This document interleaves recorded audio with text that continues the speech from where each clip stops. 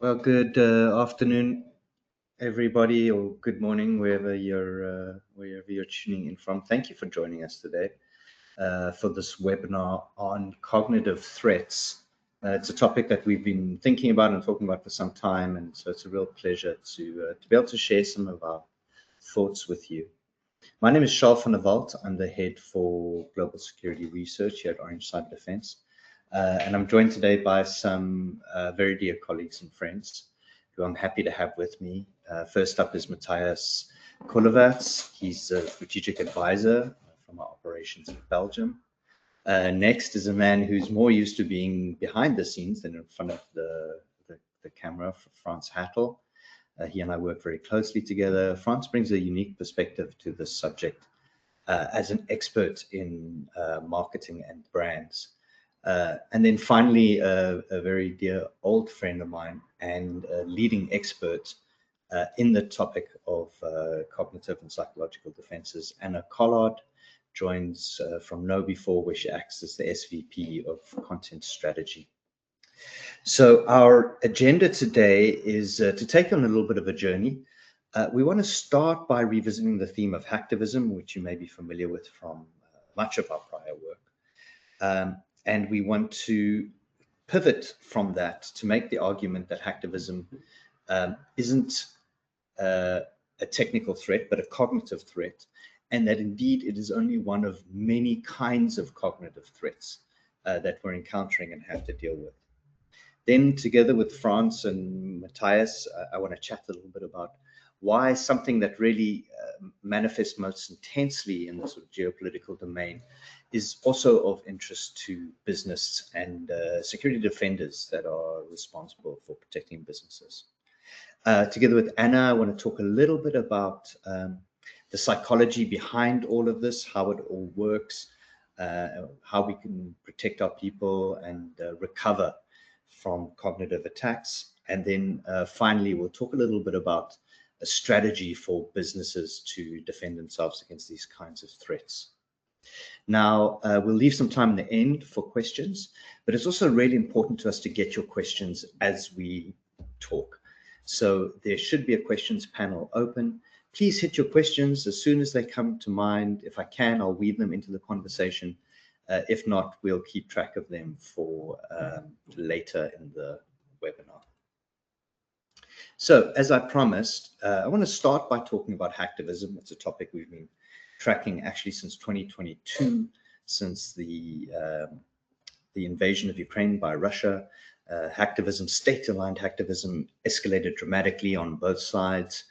And in our Navigator report, in 2025, we started tracking pro-Russian hacktivist attacks across Europe, and noting that these hacktivist attacks were less targeted on specific businesses, but were really aimed at countries and were associated or aligned with geopolitical events. In other words, they were attacks on people's conversations, their perceptions, their thinking about an issue, rather than attacks on businesses. Now, that shouldn't be surprising because it's not a new concept, and particularly not a new concept for Russian operators. Back in the 70s, a Russian called Yuri Bezimov defected from Russia to Canada. And in the 80s, they published the contents of an interview they held with him. Bezimov was explaining or describing how the KGB really worked. And he used this term ideological subversion, which was actions that had the goal of changing the mindset of the whole of American society, to the extent, he said, that no one is able to come to sensible conclusions in the interests of defending themselves, their families, communities, etc. So it's a full-on onslaught on the rational thinking, the ability to act reasonably and rationally across an entire population. And it's a form of what we call cognitive attacks, which are exactly that. They're attempts to target people's perception, their emotions, their beliefs or trust in each other, their ability to focus, and their judgment. And we can imagine why this kind of capability inflicted on an adversary would be extremely useful.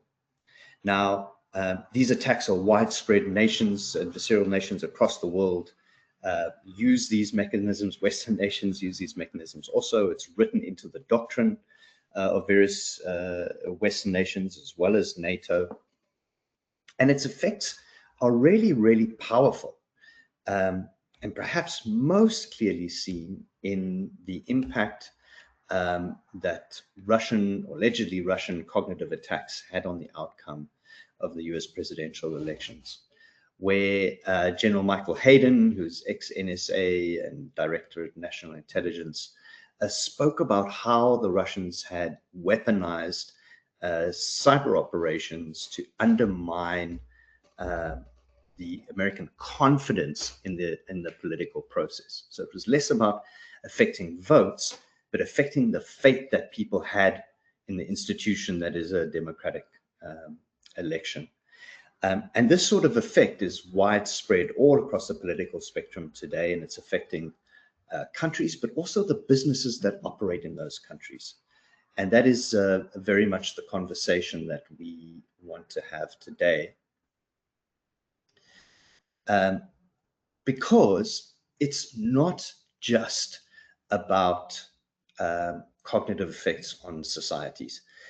Cognitive attacks are the most obvious and direct form of this kind of operation. They exploit the inherent vulnerabilities in the human psyche that Anna will lead us through or talk to us about.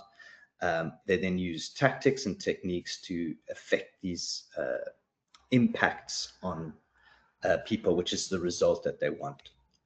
Hacktivists do something similar, but they combine narrative amplification and the technical technique that causes a disruption or leaks the email or whatever the kind of technique is that they happen to use.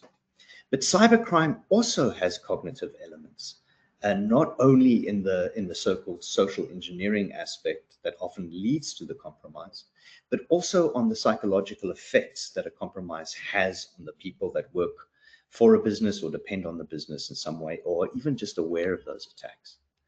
And then finally, in its most acute form, cyber extortion uses social engineering, which is a kind of effect, attack on cognition to gain access, and then also uses cognitive manipulation to actually extort the ransom, and then finally has those widespread cognitive effects. And all of these attacks together act like a sort of what we call a cohesive pressure system, where as they're observed and experienced over time, they have these far-reaching cognitive impacts. So distrust, lack of faith in institutions, a sense of confusion, a loss of confidence, polarization. All of these are sort of widespread behaviors that may emerge when these kinds of cognitive impacts rain down on us over and over.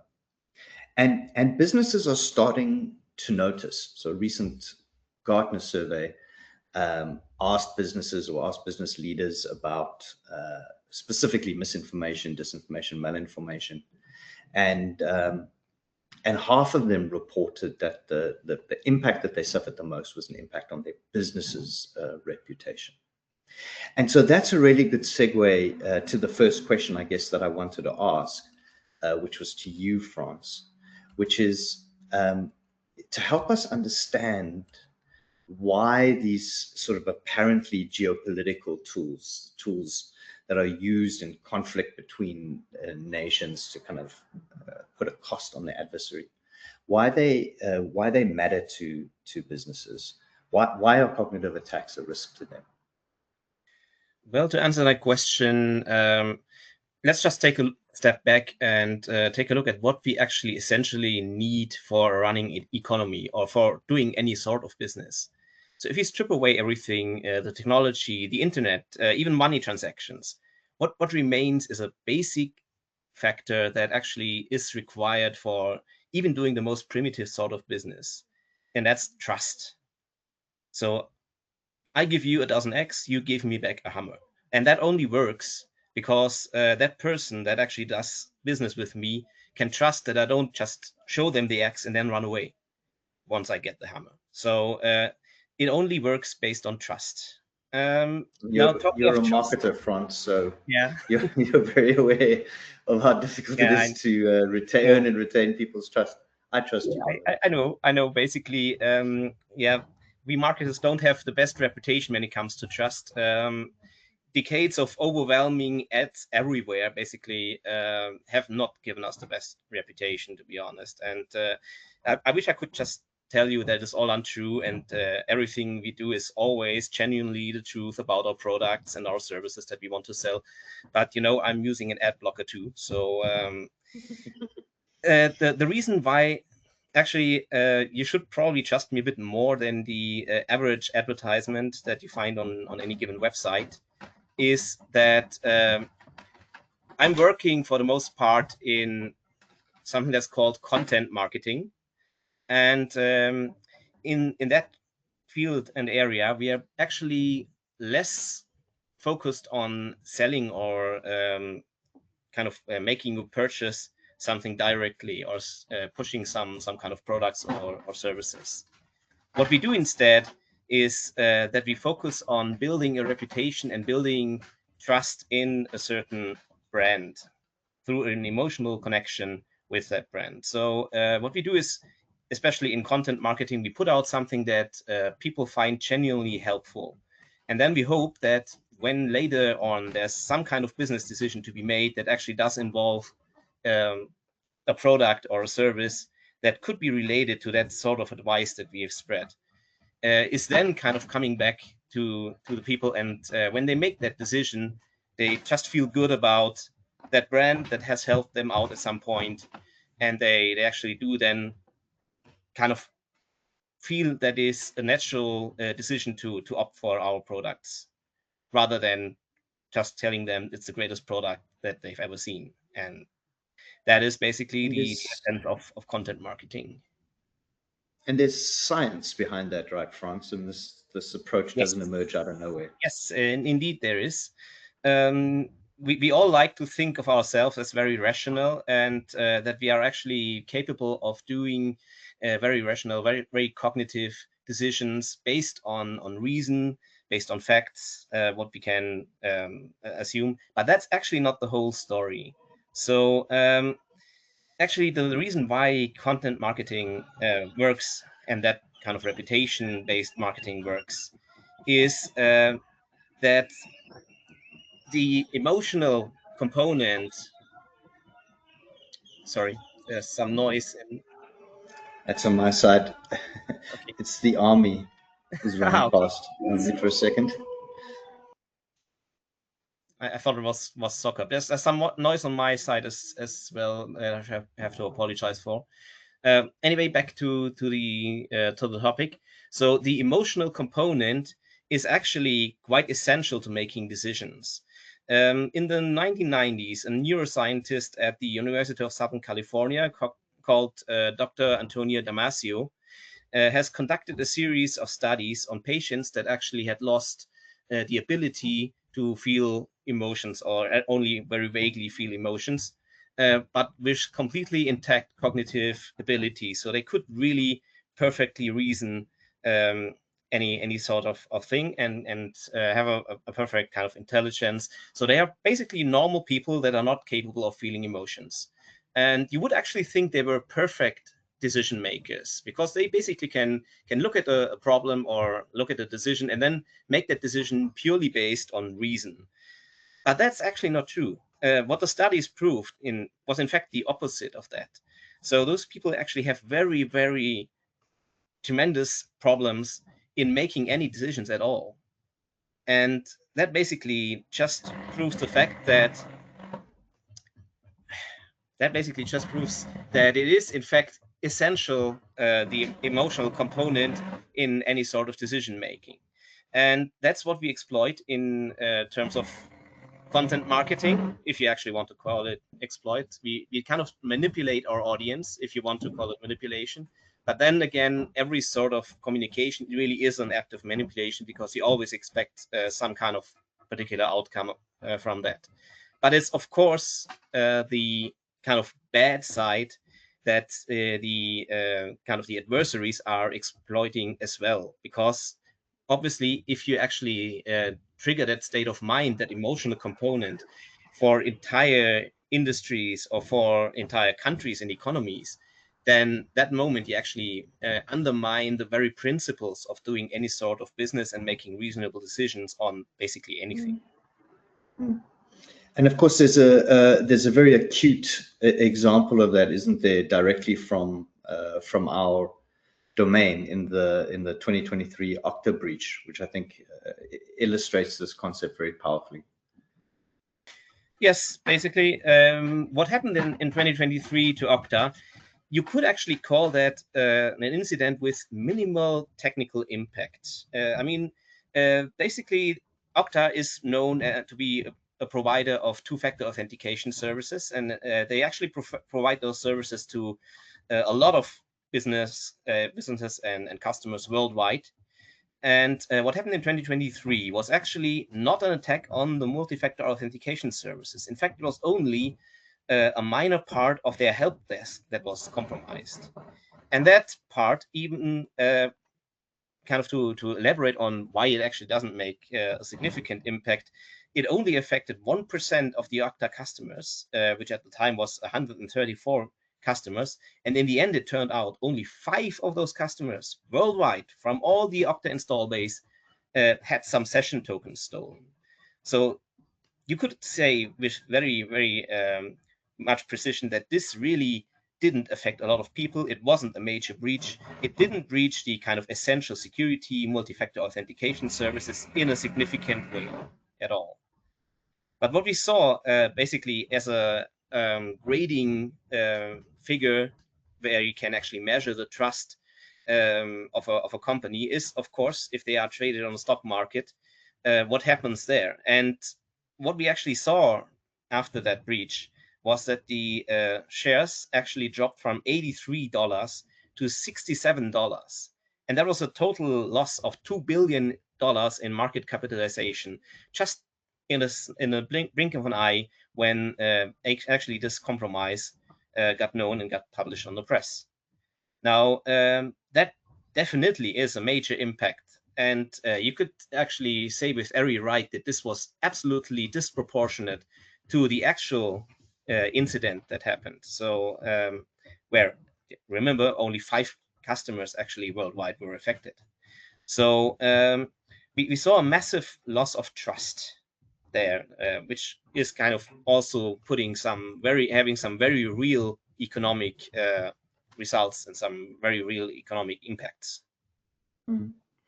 Yeah, because markets are supposed to be rational, aren't they? But I guess the point that you're making is that human decision making is very seldom rational. And of course, we're going to weigh in on that topic together in a minute. But speaking of emotions, I can see that background noise is distressing you. Don't worry about it. I don't think it's worrying us as much. But we'll put Matthias on the hot seat for a moment. Matthias, you also have been investigating a completely different form of cognitive attack in the shape of this allegedly Russian attack on the Bremen Dam last year. Yeah, thanks for introducing the topic, Charles. Because indeed, this is something where you see that it's not always directly a company, and it doesn't always necessarily has to translate into business value. But the cognitive effect can be just as large, if not even larger, when we're talking about critical infrastructure. So we have the case of a dam, and I'm going to completely fake the accent, but I'm going to try it anyway. It's a dam based at Lake Rizavatnet or Bremanger. So if you're from the Nordics, I'm terribly sorry. But what happened here is the following. So we have a dam sitting there, being part of the critical infrastructure, not necessarily connected to the generation of electricity. And what we saw is that there were a set of pro-Russian attackers that were able to mess with the OT systems of said dam. In short, they were able to open some floodgates of the dam, which allowed a lot of water to flow through those floodgates. Well, a lot of water, I think it was around 500 liters per second, but the riverbed itself is capable of ingesting more than 20,000 liters. So from a damage perspective, not a lot of damage was done. There were no people harmed. There was nothing that went completely broken. There was no really big incident. But you can see the effects the moment that the news gets out, because that's when you see that people start shifting their mind. Like all of a sudden, the narrative becomes, ooh, do we have control about our critical infrastructure? Are those things being kept as good house fathers? Are they as safe as they should be?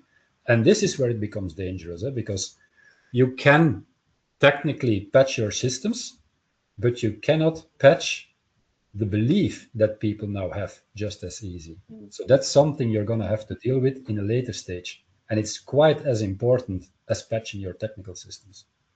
And what's interesting about this is that the attack itself may have been on the dam, but the cost was borne across a broader segment of society. I mean, not only just the psychological cost, but from reading what you've got there, future cost estimates per year for civilian security, an increase in cyber physical protection insurance rates. So this technical attack has a cognitive impact, which in turn has a financial and an economic effect. Yeah. But Matthias, you used the term, patching people's perceptions, and of course, Anna, that's very much your domain. You come from a long background of wrestling with how we help people defend themselves against attempts to be manipulated. Whether that's acutely in the form of like a social engineering attack, or I guess later down the kill chain in terms of having their perceptions manipulated. So tell us a little bit about what your research tells us about that. Yeah, thanks, Charles, and thanks everyone. I'm actually really excited that we have this conversation because, traditionally what they call sort of information operations and cybersecurity are in the West anyway being considered as two different domains, even though they should really work together much more. And interestingly enough, if you look at the Chinese or the Russians, they don't. Like they don't even have a word for cybersecurity apparently. It's like it's all about information operations, and they happen to have an entirely different orientation, conceptualization of what cyberspace actually is. Yeah, exactly. And the goal is ultimately the manipulation of the human at the end of it. And if the use of that is a cyber technology or a human manipulator, it's irrelevant, right? So it's good that we start talking about this in the security realm and sort of not look at the human factor as just this forgotten thing. So I'm very happy about it. Thanks, Charles. When we talk about like cognitive security, like it's becoming more of a buzzword. I'd say there's like the Cognitive Security Institute, which really deals with these topics. NATO came out with a great white paper talking about cognitive warfare that explains how these manipulative tactics go beyond traditional propaganda and really lay out how these tactics work. What I look at in my research is really beyond. So if we just purely think about cognitive as sort of the intellectual or rational thinking, what Franz said early on is we are not rational beings, right? Like we don't just think intellectually. It's a much more complex being that makes up a human. And what I look at in my research particularly is to look at what makes us susceptible. And obviously there are cognitive factors like the fact that we use heuristics and cognitive biases that can be manipulated. Those are those shortcuts that we take. I mean, as an example, by the way, I always use that story, and I'm sorry, Charles, you must be bored of that because I've told it so many times, but how when I was I was sitting in an Uber car a few years ago and I received an Uber themed phishing email. And at that moment, me being the security human expert, I really should have not clicked on it, but I did. And then as a as punishment, I had to take training I've developed myself. And this really opened up this rabbit hole where I said, it cannot just be for a lack of training, because surely I am trained in it, right? But I made the mistake for all sorts of other reasons. One was heuristics. I was sitting in an Uber car, I get a Uber themed fish. So obviously my brain goes straight to that shortcut, must be legit. The other one is situational. It was the afternoon. I was hangry probably, I was tired.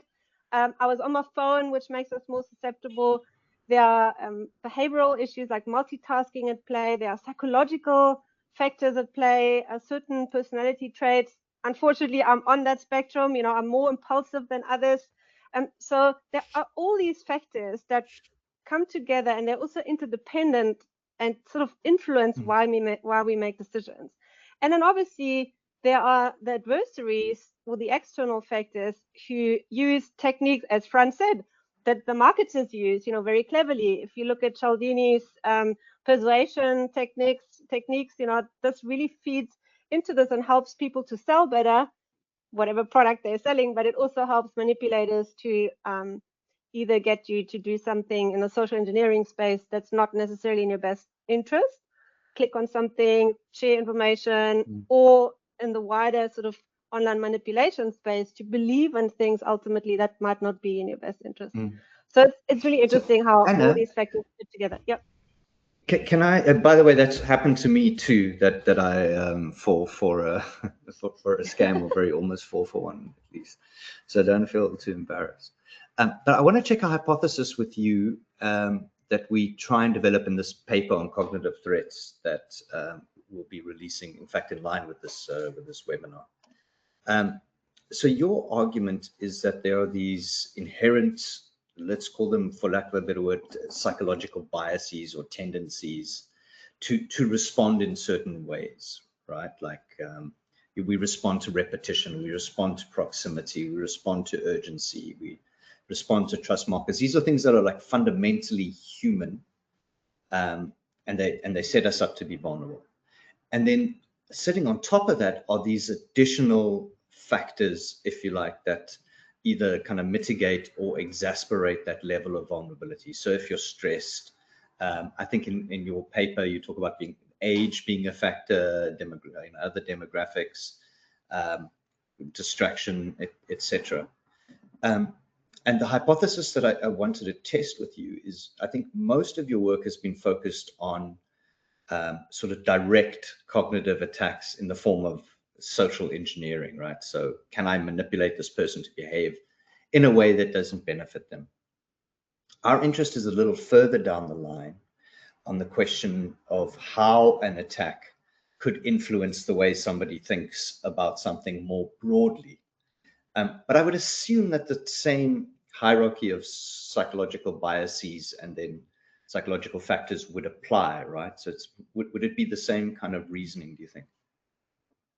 Yeah, and actually, I mean, where I'm taking the research now is exactly down that path. And funny enough, this morning I actually read a paper. It was released this year. I don't know if it came out today or whatnot, but I only read it today, where researchers created a cognitive attack kill chain model. And what we can very much measure, there's 3 areas if we simplify it. The first one is what they call resonance. So the actual emotional manipulation, what resonates with people so that they fall for it, right? This is relatively easy to measure and defend against through sentiment analysis. Like really interesting, what they did is they looked at a bunch of, I think, over 1,000 fake news articles and then analyzed which ones work better than others. And in 2/3 of the cases, it's the negative emotions that get people riled up, right? So negativity, fear, those kind of, obviously urgency as well, but those are, so that the emotional resonance is the first step. The second one is how does it propagate? Like how much engagement does it get, right? So this is like the distribution of the content. And the third one, which is ultimately what's the most interesting one, but the most difficult to measure long term, is the influence. Like, does the viral, fake news or social engineering attempt, whatever it might be, does that ultimately affect the way we think, our belief systems, gets us to do something that's not in our best interest, etc. And I think this is from a defender's point of view, it's really interesting to look at this kind of research because it gives us some insights into what we can do proactively because the first two things we can actually do quite a lot, through, like I said, sentiment analysis, also looking at how things spread, but then also recognizing that the last point, the influence and the manipulation part, once it has happened, it's quite tricky to revert it, even though there are actually some examples that I can share. Anna, in our paper, I cite another research paper which looked at the cognitive impact of disruptive cyber attacks. One was, for example, I think it was in Düsseldorf, a hospital that got hit by a cyber extortion, and they then assessed the cognitive or the psychological impact on people in the area using surveys. So in that case, they actually could measure it. And they made a distinction. They were looking specifically at like anxiety or dread on the one hand, and at anger on the other. And it was interesting because they noted that people who felt anger from the attack tended, based on the survey, tended to have an empathy with the authorities. They felt angry, and they could see in the authorities and the institutions a flag that they could rally around. The people who felt anxiety or dread didn't have that effect, and they found that there was an increased sense of mistrust or distrust for the institutions and the authorities, and a sense of having been abandoned. So I think there is some emerging research around the topic, which is very interesting. And I mean, I think this is very interesting, because anger is an emotion that is more agency driven, right? Like if I'm angry, I actually want to do something, so I'm driven to take ownership.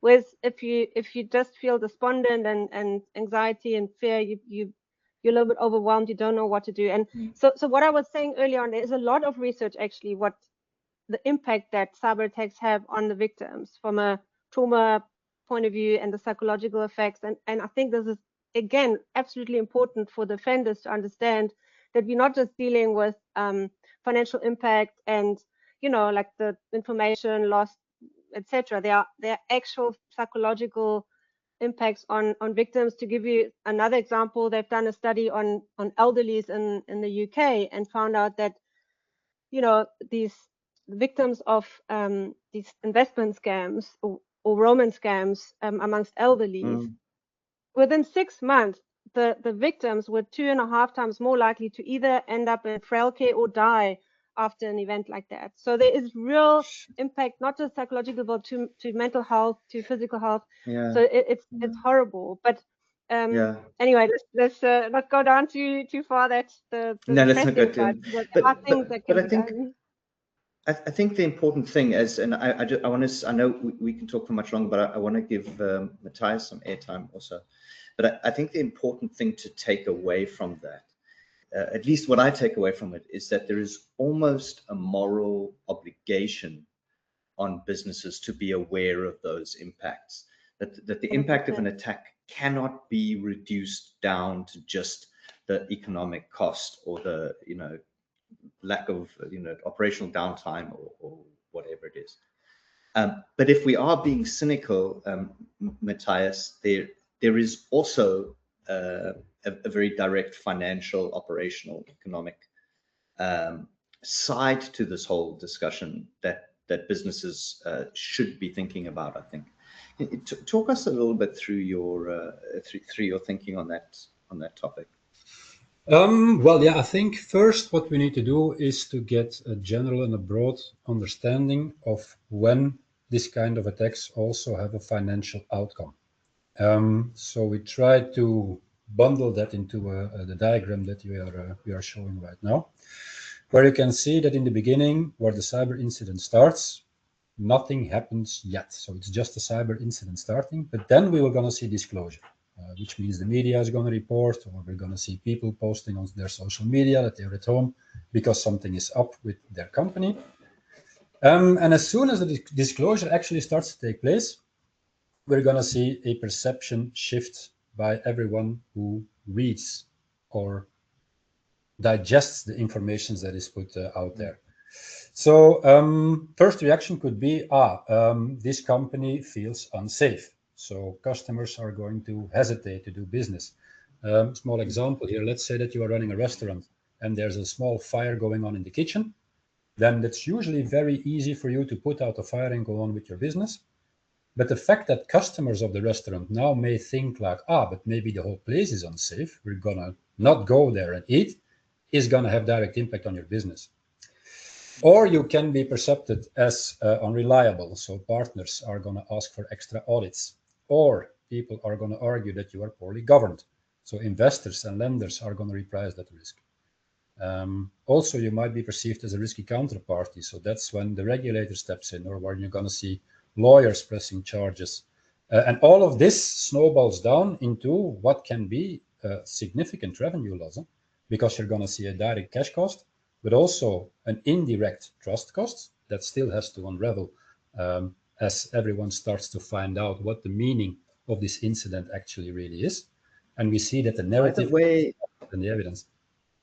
Sorry, Matthias, by the way, there's also research that shows that this pattern that you're describing now can be more acute in cyber incidents than in, if you like, real world or kinetic or physical incidents, because most people can't kind of risk assess a cyber incident. They don't understand how it works. They don't comprehend what its downstream implications are.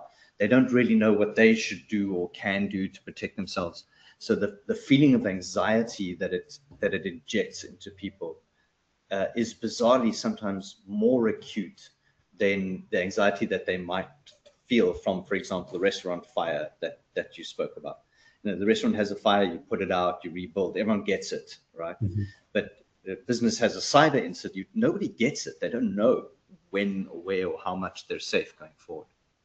Yeah, I think that's a very fair point to make, because the majority of people still perceive any cyber incident as it's a hacker and he's hacking stuff.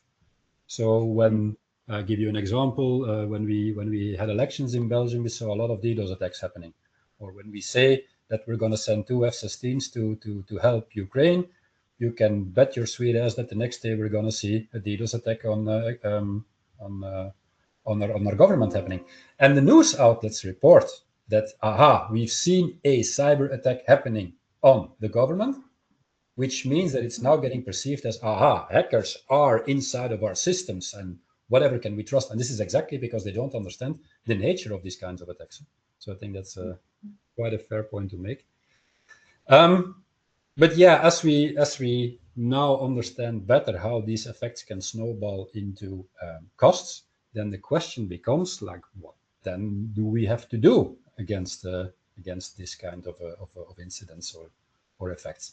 And this is where it becomes interesting for business leaders, because I think the first thing that you need to understand as a business leader is that a cyber incident is no longer just an incident. It has 2 distinct blast radii.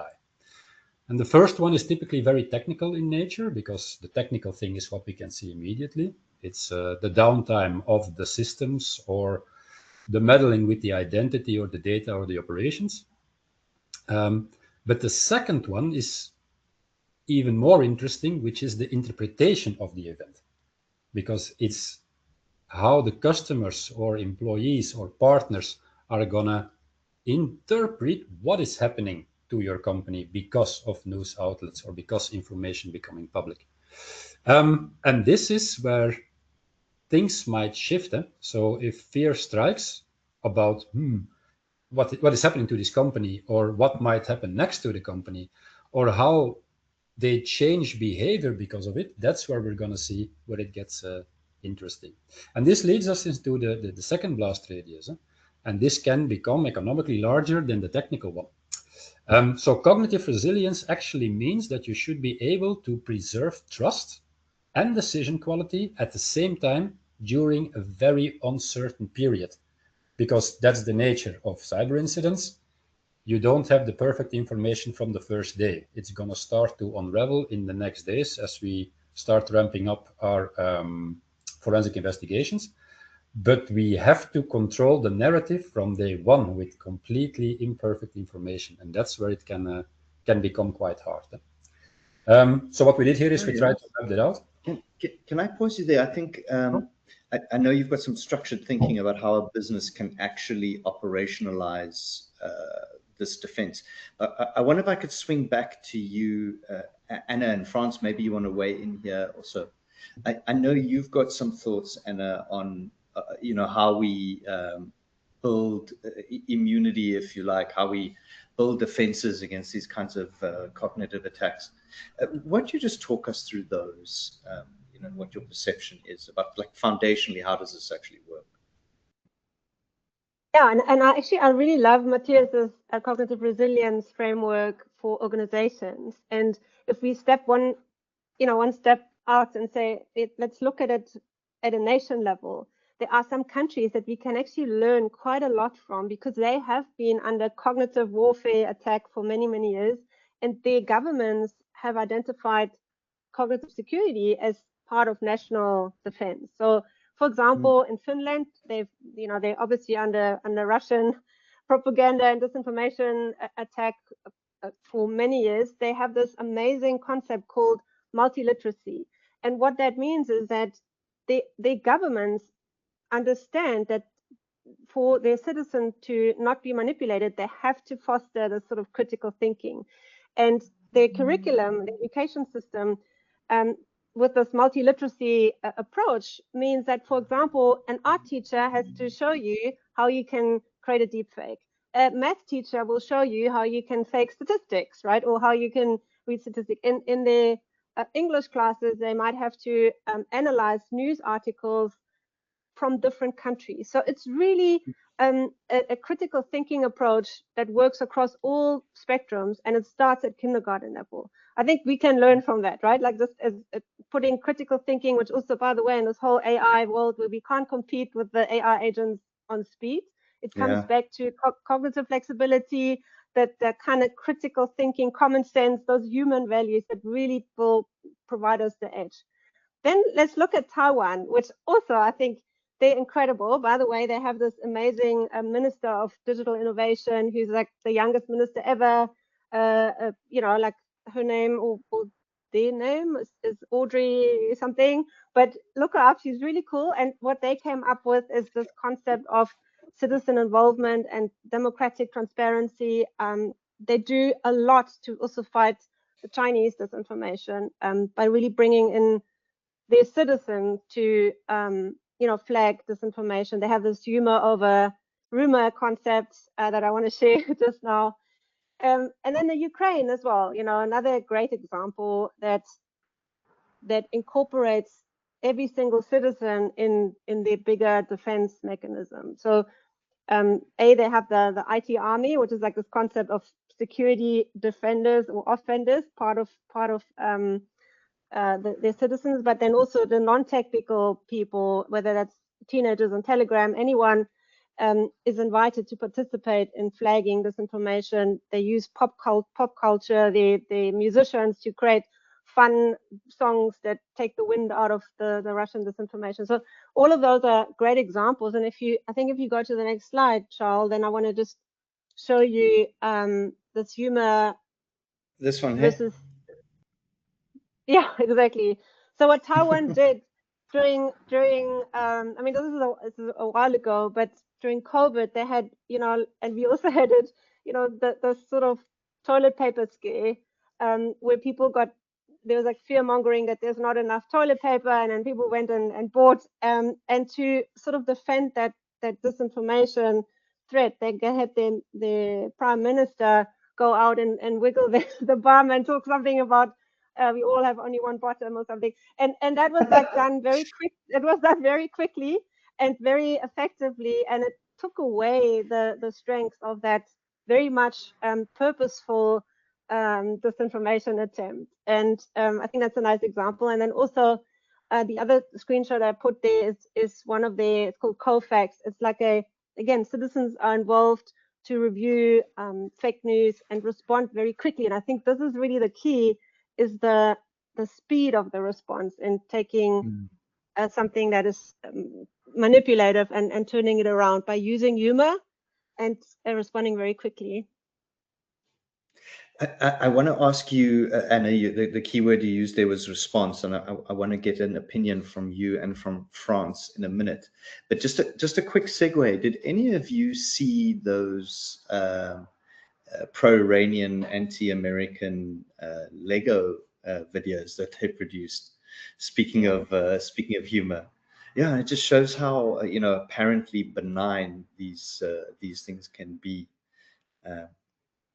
And they are so dangerous because they make use of humor and Western culture and cuteness that, again, I'm sure you have friends in your circle that think they're so funny and so cool that they then start sympathizing with the Iranian state, right? I mean, if my son, for example, he looked at some of the videos, he thinks they're hilarious, and then you can't help but sympathize for them.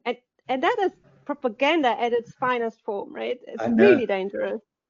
We were in hysterics at a dinner party with a bunch of really quite conservative people watching these videos, a bunch of grown-ups, and I could sense my own orientations shifting. I kind of had to shrug and give a head nod to ever put that together, because it really was very effective.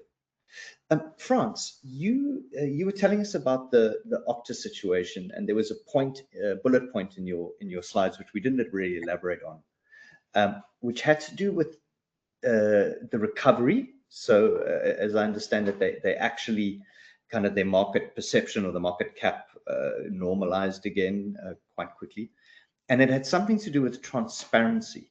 Talk to us about that. Like how do you think we have influence over kind of returning or reshaping those perceptions over time? Well, of course, it depends on how quick you respond, because obviously, just as Anne has pointed out, it has to be a really immediate response. You can't kind of hesitate and then a week later try to own the story. That's not going to work.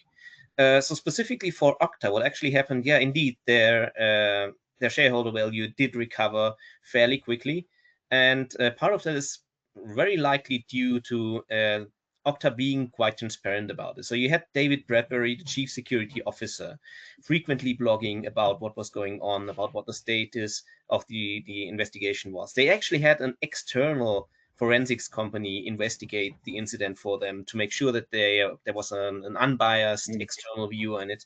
And they've also been very transparent about what they probably could have done better to kind of prevent such incidents in the future.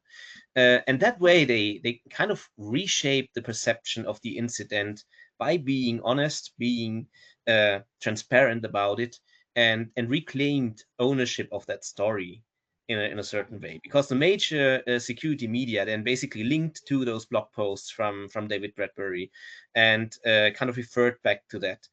And that's a really kind of good story about how to counter the kind of, I mean, in this case, it wasn't a deliberate cognitive campaign against Okta. It really was kind of an attempt to breach their security, and they only could breach a very minor part of the security. But as I said, it's a disproportionate kind of loss in trust, because just like Matthias said, it's a security company. They had a security breach. They must be unsafe. That's basically the reasoning that immediately breaks a lot of that trust. And trust is very hard to gain, and obviously very, very easy to lose, especially in the cybersecurity business.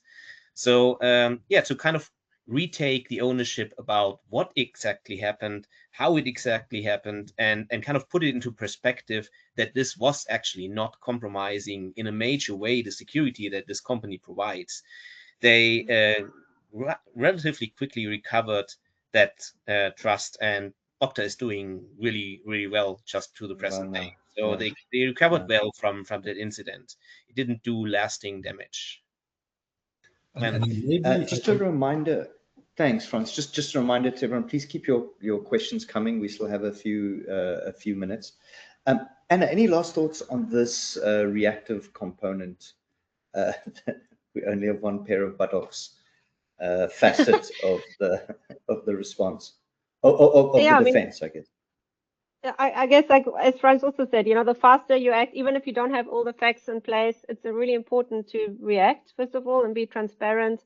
And then where possible, again, use the same tactics, use emotional content, use humor, obviously where it's appropriate, to reboot that. But the honest fact, and this is also, it says here, it is really hard once something happened, once the manipulative content has been received and shared and people kind of believe in it, it's hard to change perceptions. So the message there is do as much as you can proactively. And again, on the defender side in organizations, we can use technology as well. There's sentiment analysis. We can look at how messages spread. We can, obviously, on the social engineering side, there's a lot one can do on the sort of gateway to bring people in the moment when it matters, to get them to that, what I call, digital mindfulness, or that sort of zero trust mentality, that they slow down a bit before they make a decision, and also pre-train them about their human fallibility, like about our weaknesses. Like, let people know that we are not, I mean, they know that we're not rational, but in the context of digital communication and manipulation, and have campaigns that don't just teach people rule-based, you shall do this and this, but teach them about, hey, if I feel something that is making me emotional, then that's a warning signal. And coming back to what Franz said in the beginning, like, we make decisions with our emotions, so we should look at them as signals rather than just impulses to react quickly. Like, when an emotion gets triggered, we should then slow down and say, hey, what does it mean? Maybe this message sounds so good that it can't be true, or, oh my God, I feel this urgency and this authority, it's putting me under pressure. Again, that could be a signal that I'm actually being manipulated. So those are the kind of trainings that we should be doing, rather than just the usual, hackers also bad, and just like overloading people with bad news.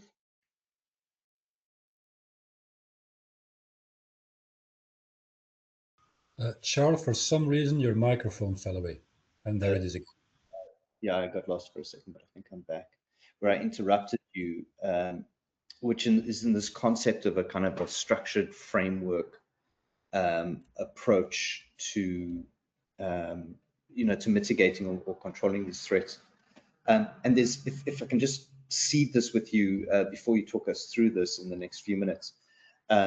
There's two questions specifically on the chat, one from Andrew and one from Emma, which really speaks about this question of disclosure.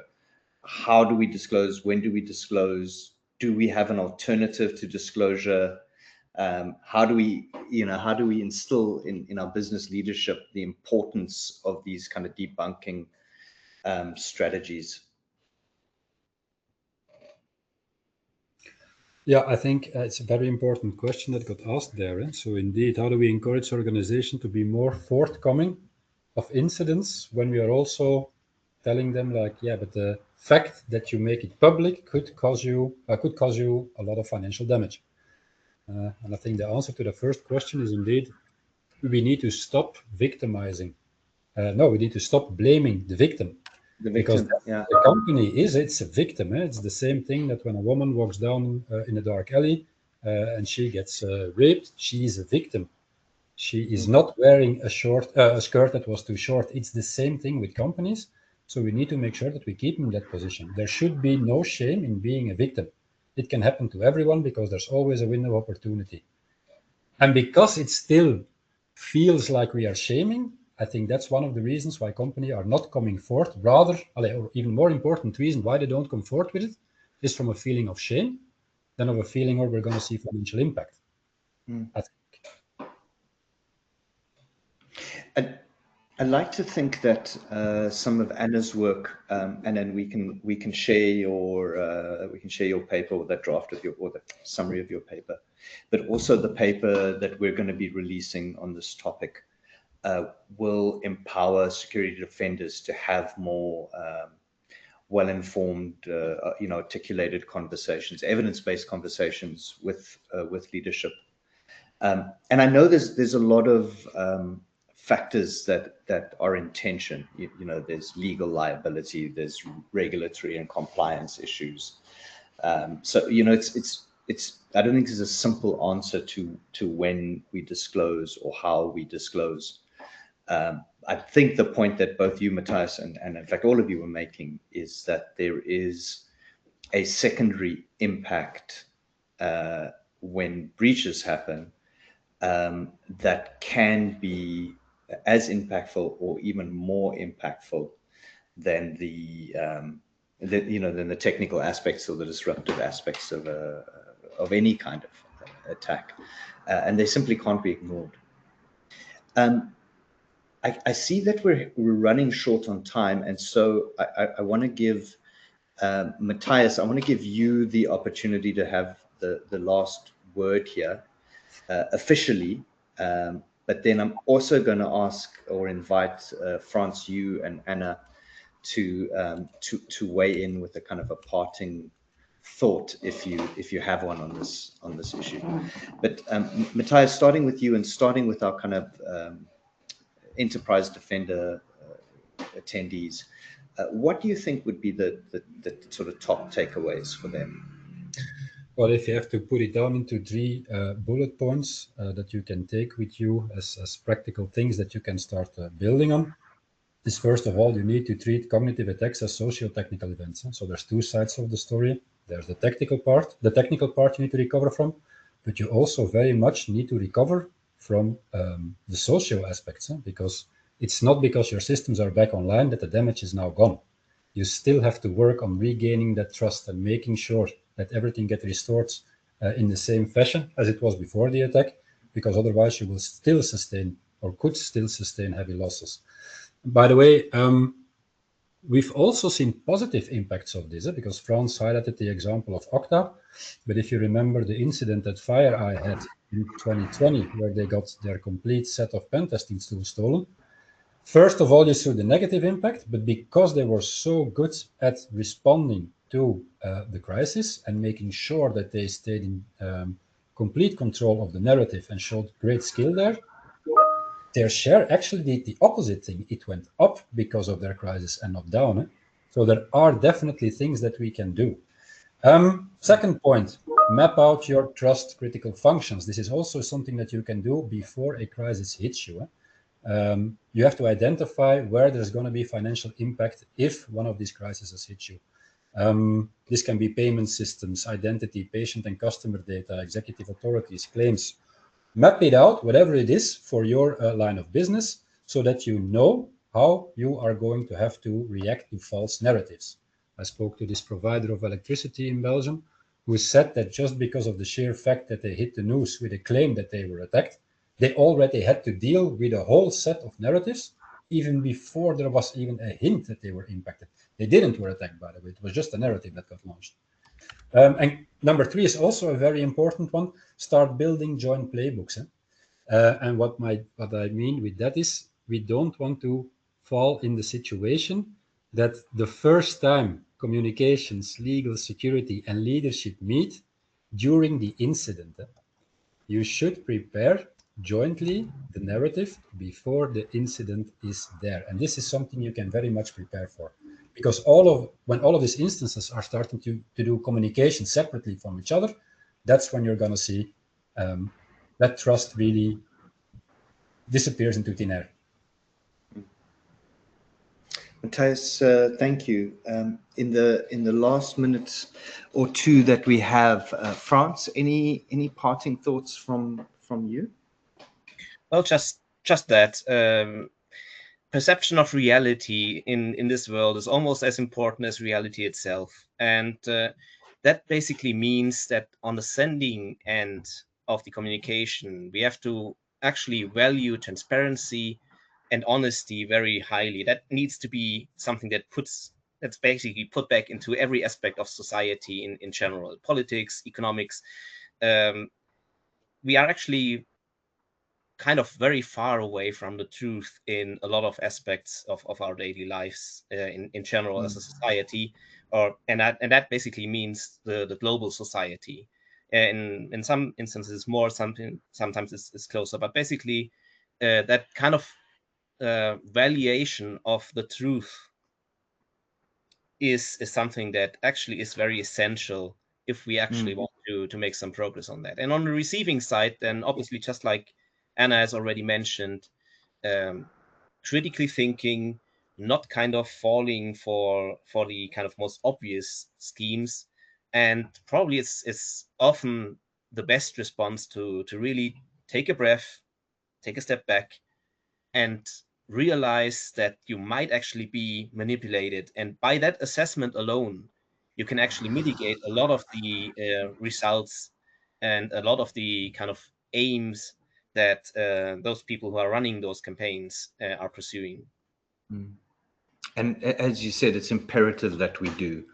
Kind of protecting the sanctity of truth is essential, not just for businesses and their bottom lines, but for the ecosystems and the societies that those businesses operate in, and for the people who depend on those businesses.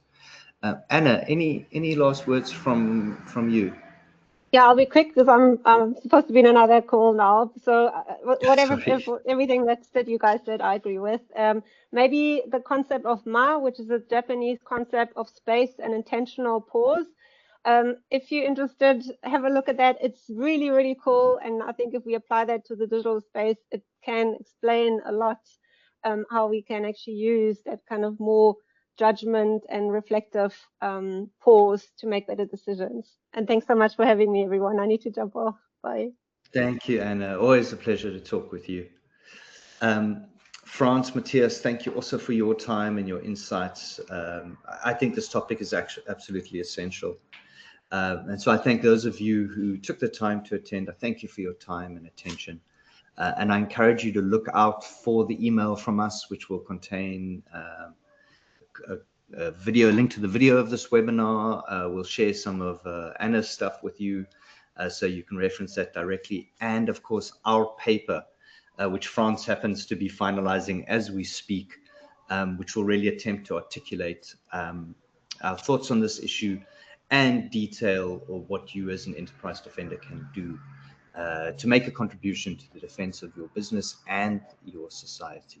Thank you once again for your time, and we look forward to talking again soon.